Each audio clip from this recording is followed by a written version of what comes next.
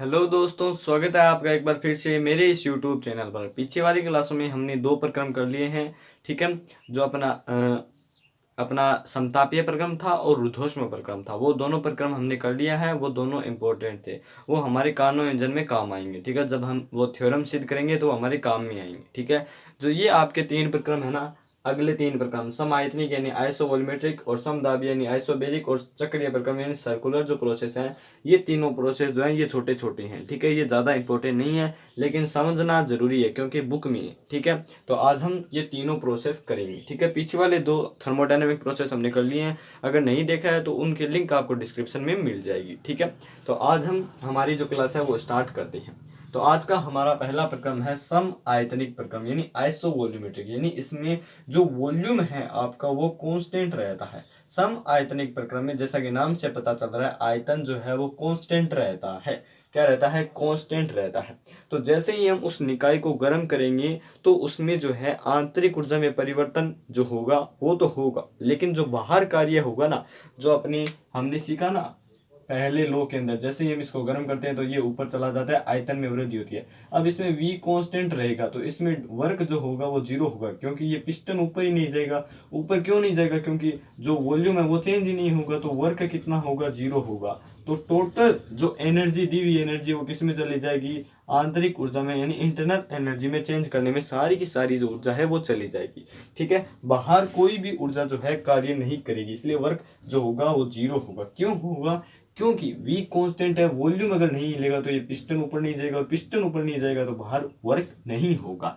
इसलिए इसमें total work जो होता है वो जीरो होता है, और टोटल जो दी गई उष्मा है वो बराबर होती है आंतरिक ऊर्जा में परिवर्तन के बराबर। ठीक है, ये होता है समआयतनिक प्रक्रम। ठीक है, इसमें डेल्टा डब्ल्यू जीरो होता है। क्यों होता है? क्योंकि इसमें v कांस्टेंट रहता है, तो पिस्टन जो है वो आगे नहीं जाता। आगे नहीं जाने के कारण बाहर कार्य नहीं हो पाता है।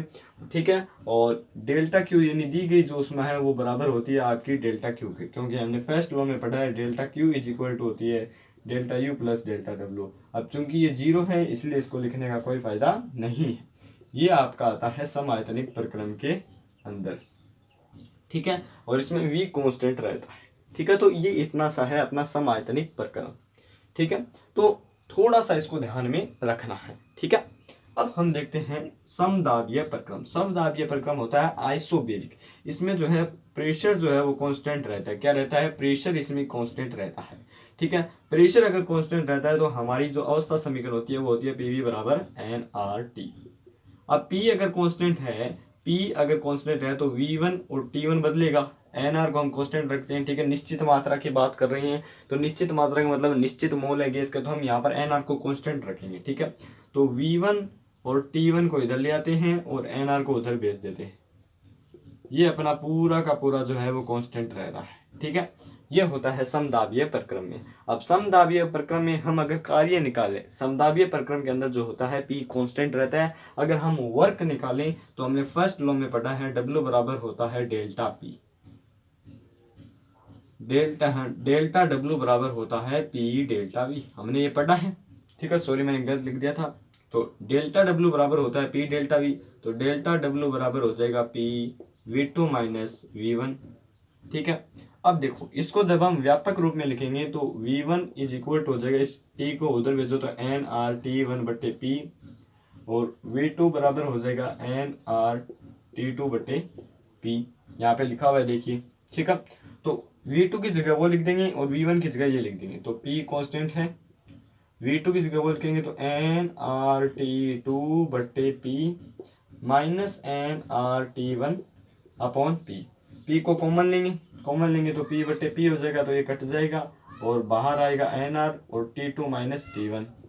ठीक है, एन आर अपॉन पी बाहर लिया था हमने, पी नीचे आ गया तो पी से पी कट जाएगा और एन आर अंदर बच जाएगा T two minus T one, यानी N R T two minus T one. तो ये आ जाएगा अपना समदाबीय प्रकरण के अंदर किया गया वर्क बराबर होगा N R T two minus T one की। ठीक है, आइसोबेरिक प्रोसेस के अंदर किया गया वर्क बराबर होगा T2 माइनस T1 की, T2 माइनस T1 की, यानी ये टेम्परेचर पर निर्भर करेगा। ठीक है, जो आपका इनिशियल जो टेम्परेचर था और जो फाइनल जो टेम्परेचर था उस पर ये निर्भर करेगा इसमें किया गया वर्क। ठीक है, तो इसमें P कांस्टेंट रखता है, ये आपको याद रखना है। ठीक है, लास्ट एंड फाइनल प्रक्रम है, ये छोटे छोटे प्रोसेस है, ठीक है, इसमें कोई ज़्यादा वो महत्व वाली बात नहीं है, ठीक है। और जो बता रहा हूँ ये सारा इंपॉर्टेंट है और ये आपके आ सकता है, छोटे छोटे क्वेश्चन पूछे जा सकते हैं। अगर आप इतना लिख के आ जाते हैं तो आपके नंबर नहीं कटेंगे, ठीक है। और आगे हम देखते हैं चक्रीय प्रक्रम। चक्रीय प्रक्रम इंग्लिश में कहते हैं सर्कुलर प्रोसेस, ठीक है। इसमें क्या होता है, इसमें कोई भी जो निकाय जो है वो कार्य करता है, वो कार्य करके वापस आ जाता है, यानी इसमें आंतरिक ऊर्जा में परिवर्तन जो है वो जीरो होता है, ठीक है। सारा का सारा वर्क में जाता है। यदि मैं इसमें वॉल्यूम कांस्टेंट न रखूं, यदि मैं इसमें जो है डेल्टा यू जीरो कर दूं, यानी जो आंतरिक ऊर्जा में परिवर्तन वो सारा का सारा जीरो है, तो ये पिस्टन को पूरा का पूरा ऊपर उठा देगा और सारा का सारा जो है वर्क कर देगा। क्या कर देगा, वर्क कर देगा। यदि इंटरनल एनर्जी जीरो रखें तो इस लो के अंदर देखिए, लो हमारा होता है डेल्टा क्यू बराबर होता है delta U plus delta W. यदि हम आंतरिक ऊर्जा में परिवर्तन न करें तो डेल्टा क्यू बराबर हो जाता है डेल्टा डब्ल्यू के। तो इसमें भी ऐसा ही होता है, इसमें डेल्टा यू जीरो होता है और डेल्टा क्यू बराबर होता है डेल्टा डब्ल्यू के, यानी ली गई संपूर्ण ऊष्मा कार्य में बदल जाती है, इसमें आंतरिक ऊर्जा में परिवर्तन नहीं होता है, ठीक है। इसके उदाहरण की अगर हम बात करें तो उदाहरण की है हीट इंजन और परिशीतक। उनमें कार्य होता है, उनमें आंतरिक ऊर्जा में परिवर्तन नहीं होता ना। वो वीडियो हमारी आ चुकी है, आपको नहीं देखी है तो आपको इस वीडियो के डिस्क्रिप्शन में मिल जाएगी, वहां पर आप देख सकते हैं, ठीक है। हीट इंजन और चिलर मैंने एकदम बढ़िया से समझाए हैं, ठीक है। इसकी एफिशिएंसी और इसका जो वर्किंग कोफिशिएंट है वो भी मैंने आपको समझाया, उन दोनों के बीच रिलेशन भी मैंने आपको बताया, ठीक है। सारी की सारी लिंक जो इसके डिस्क्रिप्शन में मिल जाएगी, ठीक है।